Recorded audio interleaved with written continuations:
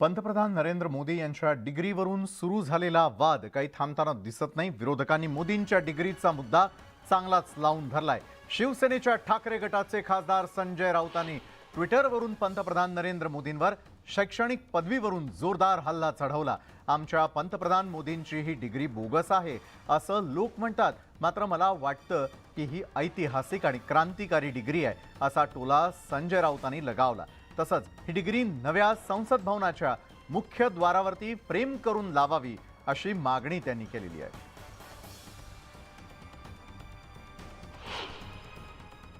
अनेक जण सुशिक्षित आहेत, पदवीधर आहेत।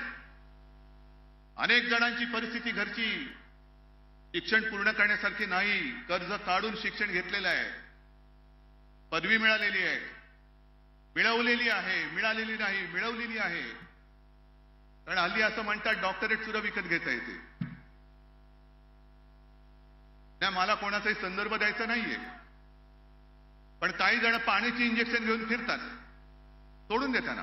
ऐतिहासिक और क्रांतिकारी, हिस्टोरिक एंड रिवोल्यूशनरी, इस प्रकार की ये शिक्षा और डिग्री है तो जनता के लिए हमारे प्रधानमंत्री जी की जो एजुकेशन है, उनकी जो हैसियत है, वो देश को, पूरे पार्लियामेंट को अगर समझनी चाहिए। तो जो नया पार्लियामेंट प्रधानमंत्री ने बनाया है, मोदी जी ने, उसका जो ग्रैंड एंट्रेंस है उनके ऊपर लगाइए, उसमें छुपाने की क्या बात है।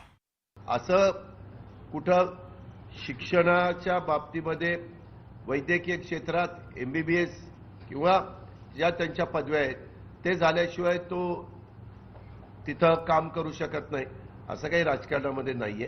आणि त्याच्यामुळे आज ते जवळपास 9 वर्ष तुमच्या माझ्या देशाचं प्रतिनिधित्व करताय आणि आता डिग्रीच्या बद्दल काढून मी बऱ्याचदा बघतो मधून अधून मंत्र्यांच्याही डिग्रीचं काढलं जातं, पंतप्रधानांच्याही डिग्रीचं काढलं जातं। तो महत्वाचा प्रश्न आहे नाही, महत्वाचा प्रश्न महागाई आणि बेरोजगारीचा।